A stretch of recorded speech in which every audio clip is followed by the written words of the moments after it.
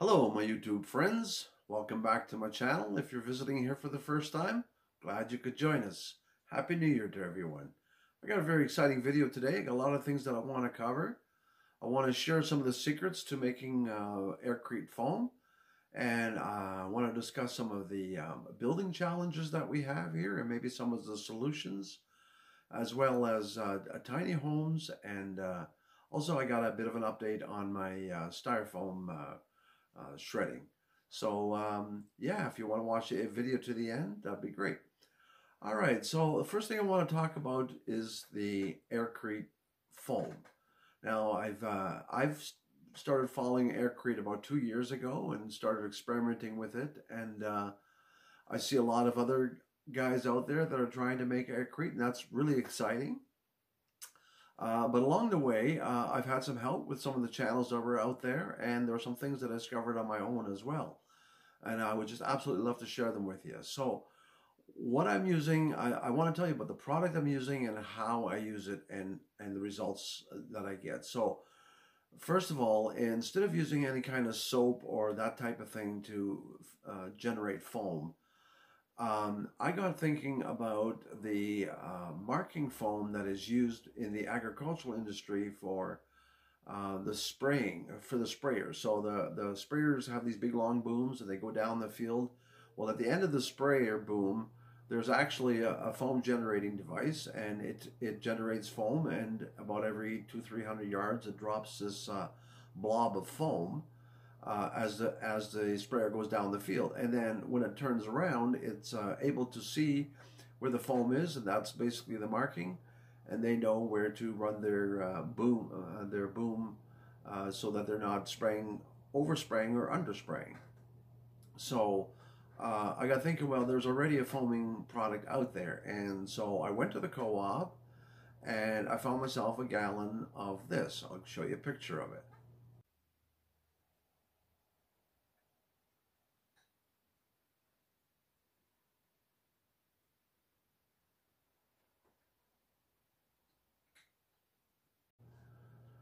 All right, now this has been extremely effective for me. Once I started using this, I immediately was able to make Aircrete. I didn't have any more collapsing whatsoever. And I kind of figured out what consistency it needs to be around 95 grams per liter.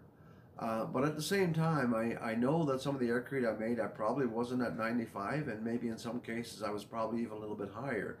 But nonetheless, it still perfectly worked out. So this foam, when I first started using it, I was experimenting with it, and I just kind of let it land on my deck outside. But I was utterly amazed the next morning when most of the foam was still there. And so then I knew that I had a successful product. So anyway, this marking foam, it probably comes under all kinds of different brands, and I'm sure that you could probably find it locally at any agricultural supply store, co-op, that type of thing. It'll probably be in stock. And price-wise, now in Canadian funds, including tax, I pay about $52 per gallon. Well, actually, that's 3.78 liters. And so the ratio, the mix-it is 80-1, which means that I will take 50 milliliter of this solution, a marking solution, and I will add it to 4 liters of water, and that works out to will produce about 12 to 15 gallons of foam, like that. So generally what I do is I take a 5-gallon pail and I'll fill it up with water and then add 250 milliliter of the solution, and that will generate me somewhere between 65 to 75 gallons of foam. Excuse me. It works so the jug itself will probably produce about 1,000 gallons of usable foam, and at $52, that's about a nickel per gallon. So that's really inexpensive foam, and it's long-lasting foam. You don't have to add anything else to it. So my first secret is the product that I'm using. Now the second thing is the way I use the product. So yes, I add it to water, but I use soft water. and that is really quite important. Now, there's information on the back of this thing that tells you if you have hard water, you have to start using more of the solution to get the same results. Well, I just know from experience, because I used to be in the water softener business, that if you soften your water or clean your water, is basically what a water softener does. Then you can cut back on your soap by about 80%. And the reason for that is if you got hard water, the soap first has to go to work and clean your water. And once it's clean enough, hopefully there's enough suds or soap left to do some actual cleaning. By using soft water, you're going to get maximum of foam coming out of your gun using the product. And the third thing, the third secret is also quite simple, and that's use warm water. It actually says you can't, it does not very effective in 55 degrees or less water. But I just been using warm water. I don't think you should use hot water. But if you just use warm water, so if you use warm, soft water, and you use a marking foam, I think that you'll find you'll get a phenomenal foam. You'll get really good results. It's not going to collapse on you, and it's really quite inexpensive at a nickel per gallon.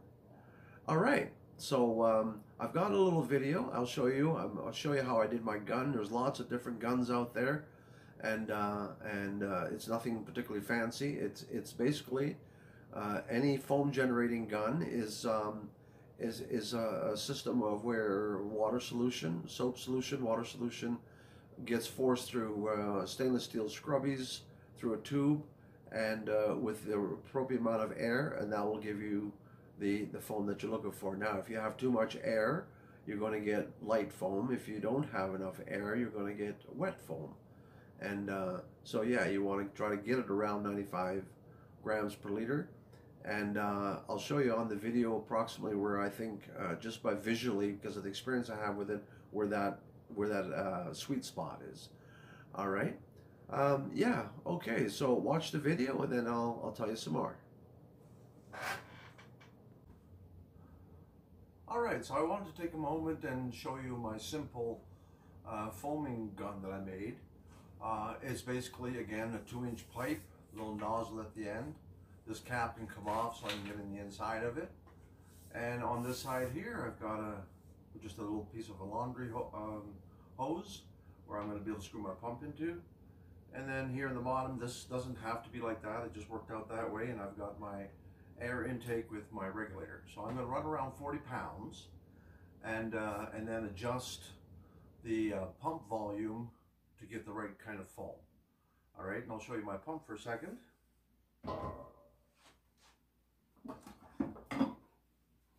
The pump is just simply a little sub pump. It's a 6th horse. It was at Princess Auto, I think, for around $70.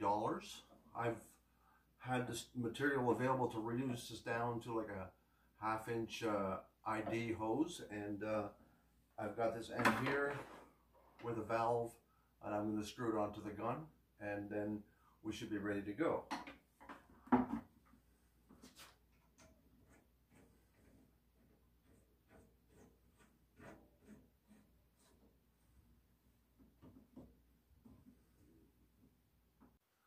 Well, hopefully you'll be able to see the foam coming out and into the barrel, and you'll get an idea of what the consistency is.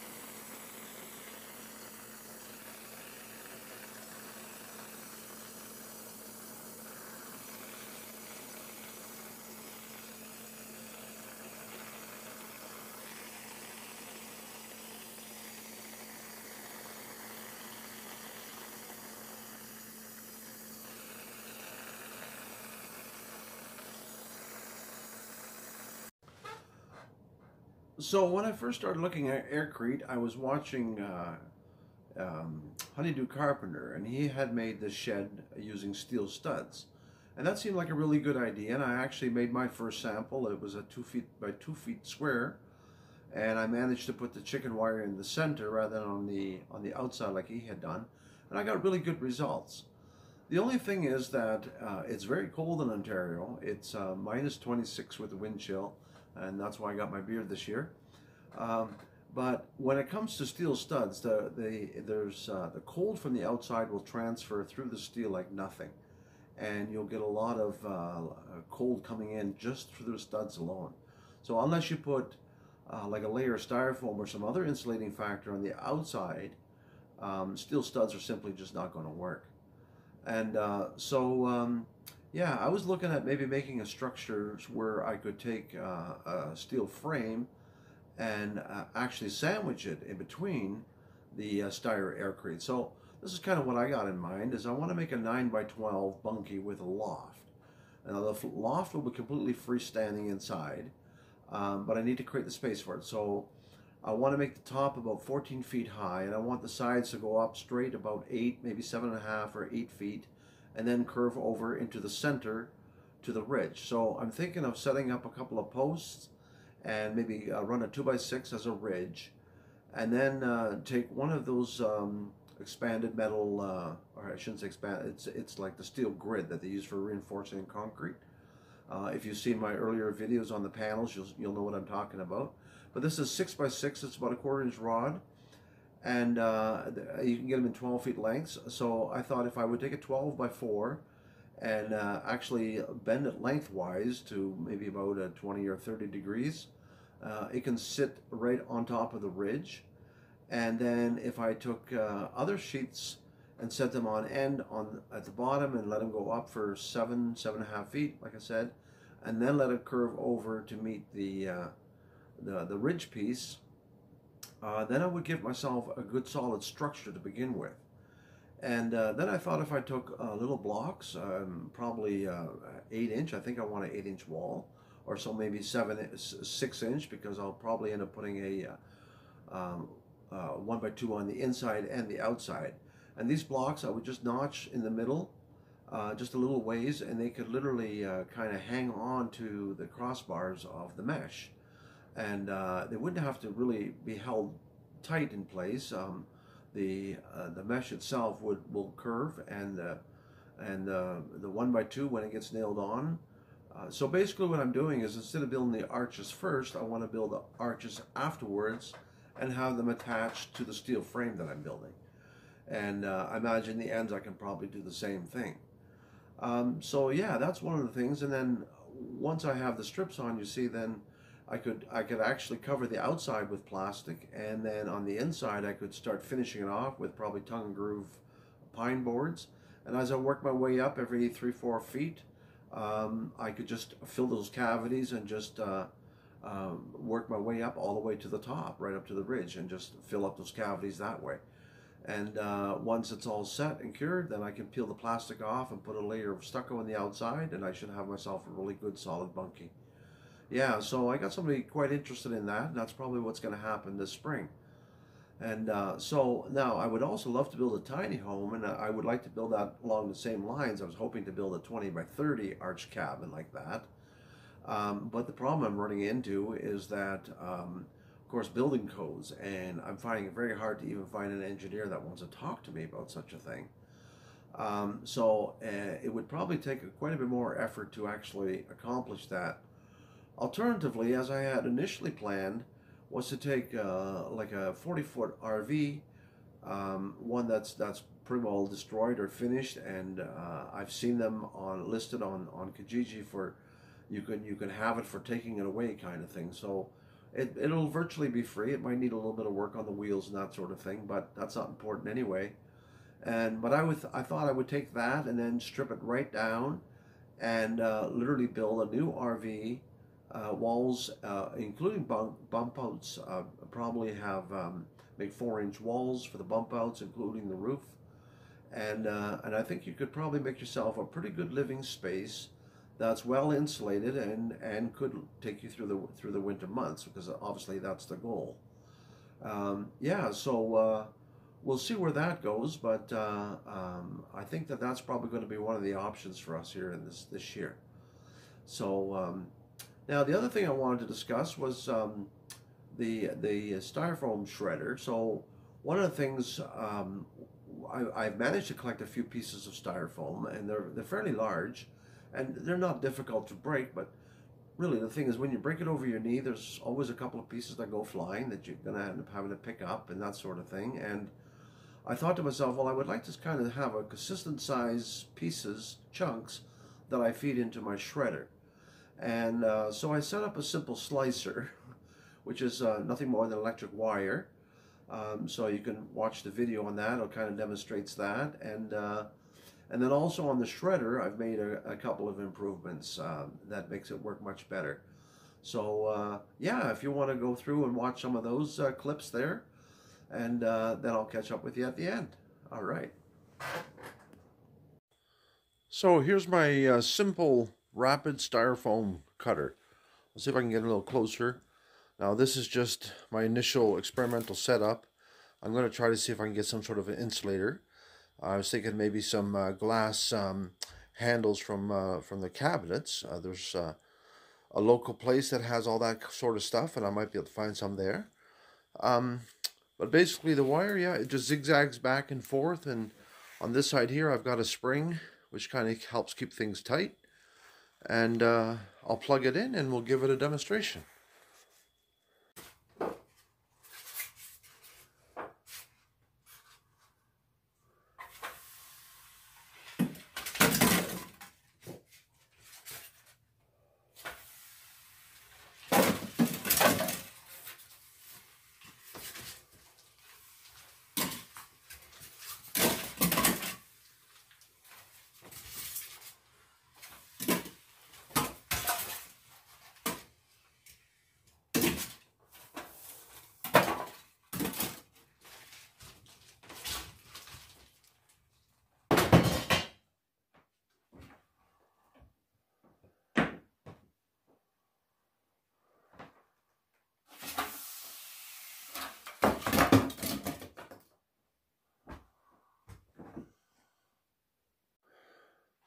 So I've made a few improvements to the styrofoam shredder.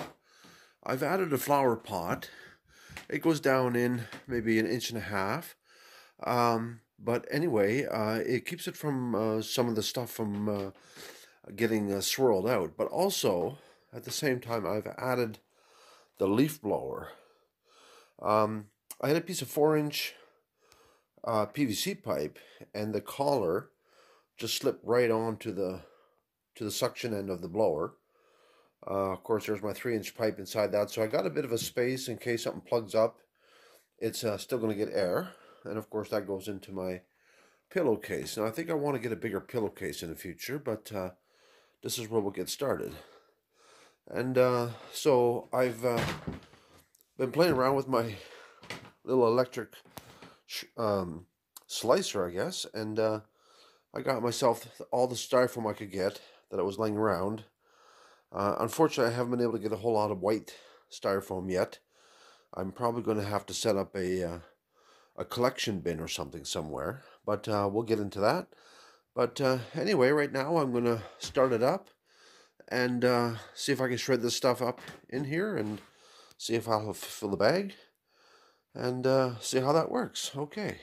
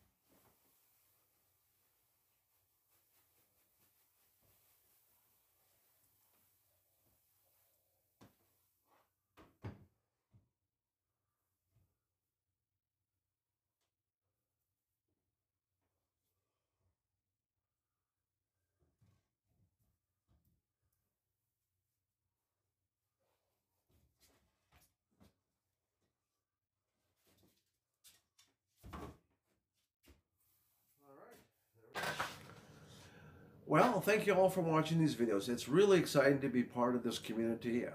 There's definitely many channels out there. Stephen Williams is phenomenal. He's got some really good ideas with framing and that sort of thing. And he's very passionate about it. Of course, Aircrete Harry, if you followed some of him. And there's definitely more out there. I'm sure the channels are coming through for you. I encourage you to take time to if you want to do some of this stuff, if you want to start experimenting with do-it-yourself Aircrete, well then yeah, take the time to watch the channels. And I know sometimes you just catch the first part and you think that you that's all you want to see, but trust me, if you go through the end of these videos, you'll find that there's definitely some very valuable information that you can use. Yeah, well, thank you all for watching, and it's always nice if you can subscribe and give the video a like. It always helps with the algorithm and getting the video out there, and that's good for us who make the content.